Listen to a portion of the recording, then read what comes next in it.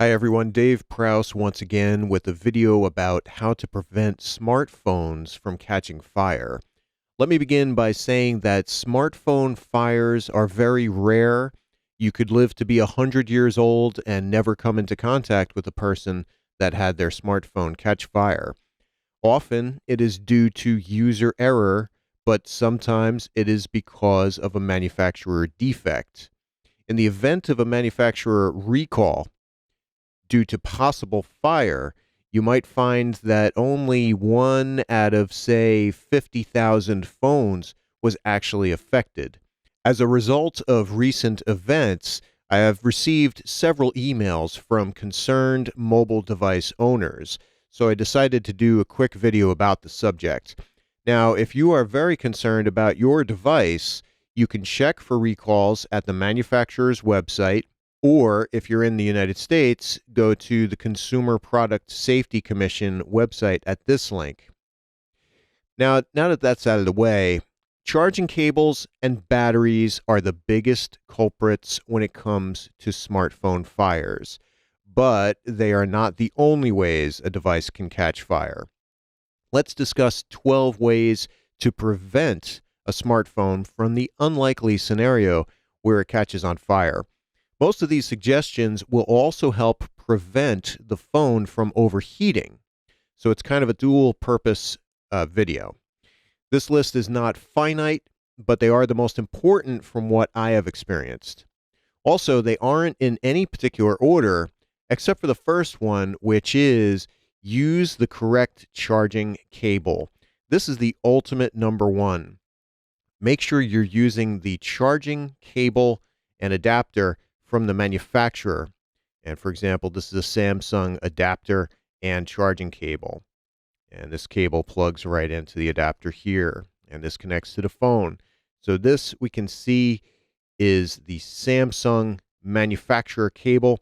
And we want to use the right one for the right model phone. You know, you don't want to use a charger that's too powerful.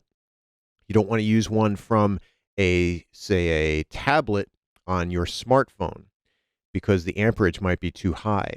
So you want to check the manufacturer and model, make sure it's the right one for the exact smartphone you're using. Now, you might choose to go with a third-party cable, and that's not really recommended. I don't suggest it, but if you do, you want to find a cable that is authorized by the manufacturer. And also you want to check that amperage for the cable very carefully and make sure that it will be supplying the right power to the device. Now, also car chargers, you want to watch out for those as well. And you want to use something, again, by the manufacturer if at all possible. This is a adapter for your car. And, you know, this is third party. And you can see, if we look carefully here, we can see that this is broken. The actual plug is broken. And you can see the broken plastic here, and the spring's actually coming out.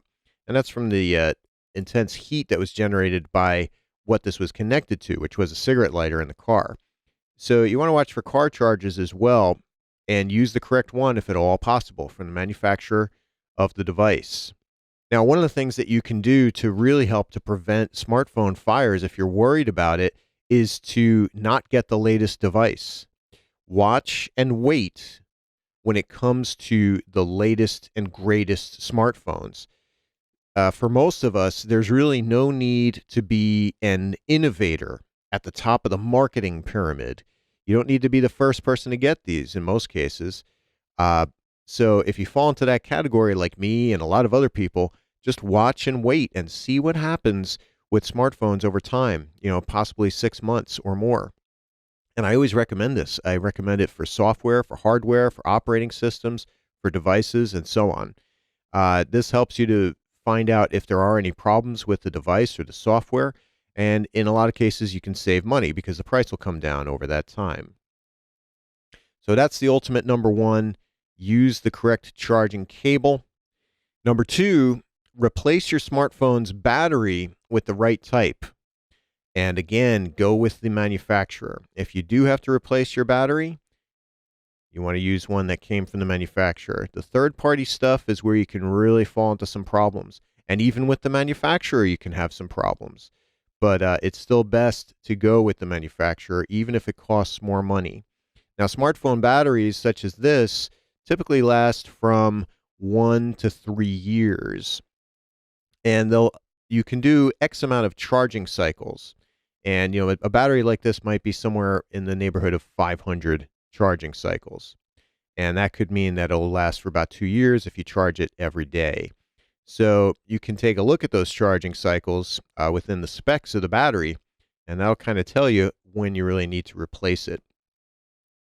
Number 3, inspect your battery twice a year, perhaps more. Old or damaged batteries can be the cause of overheating or possibly fire. Even new batteries that have a manufacturer defect. So what you can do is you can inspect the battery. If you have a user serviceable phone and you can get your battery out, for example, with this device, we can take the battery out of here, which I did already, inspect it for physical damage, swelling, cracks, and any other abnormalities. Now, this battery looks pretty good. And if you do have a user serviceable phone, then it's actually a good idea to take a look at the battery when you first get it. This way you have something to compare with. You can even take pictures of it if you have another device that can take pictures. This way you can compare. But really inspect for physical damage on the edges, on the connectors, especially along the edge, any seams. Look at it right at the edge. See if you can see any bubbling or anything like that. Swelling, cracks, bubbling, any other abnormalities. And if you see any, replace the battery right away. Or if you're unsure if it is safe, place the phone in a plastic carrying case or some sort of case like that and bring it to an authorized service center right away. And, power down the phone and don't use the phone in the interim while you're getting it looked at. Now, if the phone's battery is not user serviceable, if you can't take it out of your case, and you don't want to open your phone because, you'll probably void the warranty, then again, bring it to an authorized repair center and consider having them check the battery once a year or so. And you can do that along with other maintenance. I like to work on my own phones. I like the user serviceable stuff and stuff that I can actually view and inspect and take care of myself. But, that might not be your case. And it's becoming more difficult to get a user serviceable phone with a removable battery. Number 4, inspect the charging ports on the phone and also the cable. So if we look here, we have our micro USB port, and you want to inspect that guy and take a look for any types of corrosion, or perhaps it's dirty, or maybe you have a tiny little burn mark or oxidation. You really want to check that carefully. You're going to have to get in there. Might have to use a magnifying glass to actually see in there, and a flashlight or bright light. So inspect that for any types of abnormalities also, and then also the charging cable itself. If your adapter has some bent plugs or there's any damage to the adapter, you're going to want to get rid of it. The cable itself, you really want to take a look at the USB connector and look all the way down the length of the cable. The end of the cable here, this is quite often where you can find some damage or any kinks along the cable. And if you see any wires that are exposed, if there was a cut and you see some wires exposed, you definitely want to replace the cable, and all the way down to the micro USB end or whatever end you have for your particular phone. And really check that carefully for any damage. Inspect that charging port and the cable.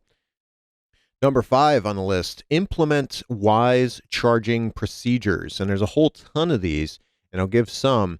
The first is to shut off the phone before charging. So hold down that power button and select power off. That's the best way to charge your phone. Shut it off before charging. And if at all possible, don't charge it overnight. When it's done, you want to unplug it.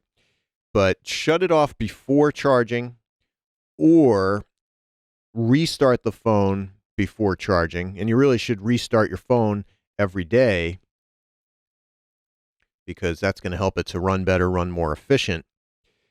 Or at the very least, close all apps before charging. But I really recommend shutting off the phone before charging. That's going to be the best way. It's going to charge in the most efficient manner and the fastest and with the least amount of possible issues. Don't use the phone while charging, if at all possible. If you have your phone charging, try not to use it. Keep the phone away from heat sources, magnetic sources, and direct sunlight while charging and while storing the phone. And also try to keep the phone away from chemicals. Bathrooms can be a disaster for phones for a variety of reasons. And any of these heat sources or sunlight or chemicals or magnetic sources over time could cause damage to your phone, to the port, to the battery, which later could be the cause of overheating or fire. So keep the phone away from those things. And, sometimes I'll see people charging phones in the weirdest places. They might have a laptop and they'll have the phone sitting right on the laptop charging, and the laptop is charging, and everything's generating heat, and there's magnets and screens and all kinds of stuff going on. So that's not really the best way to do it. You should charge your phone in a well-ventilated area. And, you might have a stand for your phone, and that's a good way to go because you can place your phone on there, and this will allow heat to dissipate a little bit better, off of the top and back of the phone and all around the phone. And if it's really hot on the back because the battery is heated up for some reason, you could just put it that way. Lean it against something that you have available to you. Here's a GTX 970 box, and that's actually acting as the stand for my phone right now. But whatever you have available to you so that it can charge appropriately in a well-ventilated area, possibly near an air conditioning vent or what have you. And when the phone is done charging, disconnect it. Some phones can overcharge, though the better ones and a lot of the newer ones have smart battery monitoring, which the battery itself will actually see, the circuitry of the battery and the phone itself will see that the charging has completed, but it'll see that it's gotten as far as it can go, and then it'll change the mode of charging, which will either, depending on the device, it'll shut down charging altogether, and you'll get the green light on your device, or it'll put it into a trickle mode where it just gets a little bit of voltage once in a while. That depends on the device, but you don't know. You'd have to check with your manufacturer of your particular device and look at the documentation for that device to see if it does smart battery monitoring or not. So again, some phones can overcharge. Best thing to do in this case is to disconnect it when it's done charging. Now, while draining a battery completely can be good for it once in a while, it's not wise to let the battery go below, say, 25% every day. That can reduce the lifespan of the battery. And so you want to try to keep it charged. Don't let it go below 50%. Charge it every day. And, at that point, it should run a little bit better for you or more efficient and have a longer lifespan. If you let it drop down to zero often, that often can take the battery and reduce that lifespan. Consider low voltage charging if you're concerned. You have these fast adaptive chargers now, and you have the high speed chargers. Consider low voltage charging through a low voltage USB connection or through a PC or laptop. And you can find out the voltage that a PC or laptop uses with a device like this. This is a USB voltage tester, and you plug this into one of the USB ports on your computer, and then you plug your charging cable into that, and then connect that to your phone, and then that'll show you the volts and the amps as well. So nice little device to have, and pretty cheap too. So consider low voltage charging. And we talk about batteries a lot. There's a lot to know about batteries, from the battery itself to the connections in the phone to the circuitry that deals with the battery to how it's programmed in the system. Batteries are huge. It's one of the biggest things that uh, mobile device manufacturers deal with. And so you might want to learn more about batteries. And one great website is Battery University. You check that out, Battery University. Now, lastly, for wise charging procedures, I recommend you read your phone's instructions. Whatever instructions came with your phone, take a look at those and see if there's something that is specific to the phone. They may have specific recommendations for how to charge your phone and when. So definitely read your phone's instructions. And an extra thing here, charge your phone in a room with a smoke detector. This won't prevent fires, but at least it'll detect them if they do occur. And it's not really wise to charge your phone on the nightstand next to you or wherever you are when you're sleeping. Try to make sure the phone's at least 10 feet away from you when you're sleeping. But again, if you can, do it in a well-ventilated area on a stand, if possible, and in an area with a smoke detector. So if the unlikely does occur, you can be alerted to that. Number 6, monitor your phone's heat periodically. You can use your hands to monitor the heat and feel how hot it is on the back. You can also use third-party programs to check out the temperature. For example, here I have Temp Monitor. That's just one of many programs that you can use. And it's showing the temperature at 24C, 24 degrees Celsius. So that's great. And this device usually runs pretty low. Even if I have apps and games running, it doesn't really go much higher than 35 degrees Celsius. Now, temperatures between 24 and especially between 40 and 70 degrees Celsius, that's a common operating range, especially with apps open. Beyond 70 degrees Celsius can be problematic. And 90 degrees Celsius is the real danger zone. That's the boiling point for devices. So if you ever see something like that, you should shut down the device right away and consider, checking out what the problem is and possibly bringing the phone to authorized repair center. Games, GPS programs, which are active, and other apps can really make the temperature skyrocket because of the load on the GPU and the CPU and the battery, among other things. Now, if the device is overheating often, consider removing apps, possibly doing a factory reset, and perhaps replace the battery or the phone itself. Now, I talk about overheating a lot in my exam cram book for the A+. There's a couple pages dedicated just to reasons that a phone would overheat and how to prevent that. So if you're interested in more about that, you can check out that book. But this video is more about preventing the smartphone from catching fire. So use your hands, actually check the heat. If it feels like it'll almost burn you, then you want to shut it down right away, get it checked out. Replace the battery if necessary, replace the phone if necessary,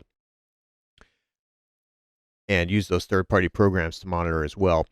Now, by the way, don't put your phone in a freezer or a fridge to cool it off. Those have moisture, and moisture is a smartphone's enemy for a variety of reasons. Also, watch the battery level. If the battery level, here we're showing 97%. If the battery level tends to go below 35% really fast, or if it goes from 50 or 35% down to nothing in a few short minutes, then the battery may need to be replaced. You could also consider doing a charge cycle. And what that means is you discharge the battery. You let it discharge all the way down to 0 and then recharge it to full with the device off, of course. And then you might do that a second time. That's known as a charge cycle. And that can help to prolong the battery life a little bit. Sometimes it works, sometimes it doesn't. But quite often, if it's dropping really fast from, say, 35 or 40% down to nothing in a few short minutes, then the battery just may need to be replaced. Number 7, be careful when using and charging the phone in the car. Some people, like me, we use phone mounts. And you can see here, these connect to the air vent. And you can see all the connections here. You can see the connection for a music player through the 1/8 inch jack. and you can see it's plugged in for charging, and it's right on the vent. Now, the combination of GPS and music player and other apps, plus charging, plus a heat trapping case, like all cases are going to trap more heat, plus the heat that could be coming out of the air vents, during the winter, that could all be a recipe for disaster. So be careful with that. And also be careful with chargers that connect to cigarette lighters. These can be a problem for smartphones. It's an amazing device, but a lot of these third-party guys might not be made that well. They might not be manufactured that well, and they could cause damage. The amount of heat that's generated by a cigarette lighter is huge, and that's why you'll see damage to these. It's better to use these in a simple 12-volt adapter in the car, not the cigarette lighter. But the best thing to do is if your car has it, is to plug the USB right into a port on the dash. If you have integrated ports, that's the best way to go. It may not charge that fast, but that's the best way to go. Number 8, keep your phone clean. Phones get dirty. That's what happens. And you'll see here, there's a bunch of dust and dirt that's been building up in the case. This actually isn't that bad. I've just seen much worse. I'm sure you've seen worse as well. But try to keep this clean. The cleaner the inside of the case is, the better the phone's going to work, the better heat will escape. And you can clean parts of the phone as well. We can clean the port, at least on the outside, clean up the whole phone. And if it is user serviceable, you might consider actually cleaning the battery terminals. And so, for example, here, we might clean the terminals here and here. And you can do that with a variety of things. And you want to be careful when you're doing this inside. If you are going to clean the interior like this and any of these terminals, you want to be very careful when you're doing that. And what I usually use is a mixture of isopropyl alcohol and water, 50% alcohol, 50% water. Mix that up, and then I'll use something like a dry cloth, a clean cloth that comes with, say, when you put screen protectors on your phone, or something that comes with your glasses, or you can use Q-tips as well. You just want to make sure that any type of fuzzies or debris are removed when you're done. That's why those cloths are good, because they are dry, lint-free cloths. That's what you're looking for. And you want to apply this stuff. If you do use something like this or any type of solution, apply it very conservatively, just a little bit, and clean out your terminals and stuff. So that can help. But more importantly, clean out the outside of the phone and inside the case. Keep your phone clean and your ports clean, and that'll help it to run better. Now, you want to be careful. You don't want to get stuff really inside the port. But if you can get around the edge, that can help a little bit. So keep the phone clean. Number 9, watch for updates, especially OS updates. They can really make your phone hot. If you've ever done an update and you feel your phone, you might be like, wow, it feels like it's just going to burn up. And it's true. That's usually the case with a lot of these devices. The updates can, especially the operating system updates, can really make it run hot. So do those off hours, and do them when you're not actually working on the phone. Have the phone sitting on a stand, so it could be well ventilated, and just have all that heat dissipate out. And, really, if you're worried about OS updates causing that much heat and slowing down the phone, try to block them, especially if you have an older phone. The older the phone, the worse it's going to run with newer versions of operating systems and apps. So you can try to block them if at all possible. That's a whole nother topic, a whole nother video. Now, next on the list, replace the phone if it's dropped in water or is potentially damaged. Damage can be, devastating to your phone. The idea is if it is dropped in water, or it's dropped from a really high height or hit with a really hard object, and say the screen is cracked, then you really want to consider replacing that phone. Now, some of the devices are IP65 and IP68 compliant, which means that they're dust tight and have varying levels of protection from the ingress of water. And that's a big deal now. You want that. And while this is a great technology, the device should probably still be replaced. The thing about it is you might drop it in the water, and let's say it is IP68 compliant. Well, the idea behind that is you get the data back. The device hopefully will still run. Hopefully it'll pass and it'll still work. Get your data back, but you never know what's going to happen. You never know how the water really does ingress. And the older the device gets, the worse the ingress protection becomes. So really, what you're trying to do in this case, if it gets dropped in the bathroom in water or in the ocean or something, if you're lucky enough to have it still working, you want to get the data off that device and then go ahead and really consider replacing the device while it still works. A lot of people will try to dry the phones, and you want to dry it. If it does go into water, you want to dry it, definitely. But the ways that some people dry the phones actually become the cause of overheating later on and possible fires. I've heard of people putting their phone in the microwave and running it, which is, that's dangerous on a variety of levels. Or they'll use a hair dryer on real close proximity to the port, which could burn it out, or other heat sources or sunlight. These can all damage the charging port and or the battery and cause subsequent overheating, fires, battery leaks, and so on. So when you're drying it, you want to just try to dry it with with a towel or whatever, and try to keep it in a well ventilated area. Some people will put their whole phone in rice to dry it in a bag of rice, which is a possibility. You want to make sure your phone is closed when you do that. Or you could place the phone in an open box with some desiccant packets. And you've seen these, I'm sure, in the past. Whenever you get an electronic device, there'll usually be a desiccant packet in there, which absorbs moisture. So you could put the phone in a box with a couple of those. I usually hold on to those for just this reason. I keep them in a Ziploc bag for just that reason, to be able to absorb moisture from any of my devices that got wet. So a couple ways to do that, but you want to be careful with all the devices and hair dryers and stuff like that, heat sources.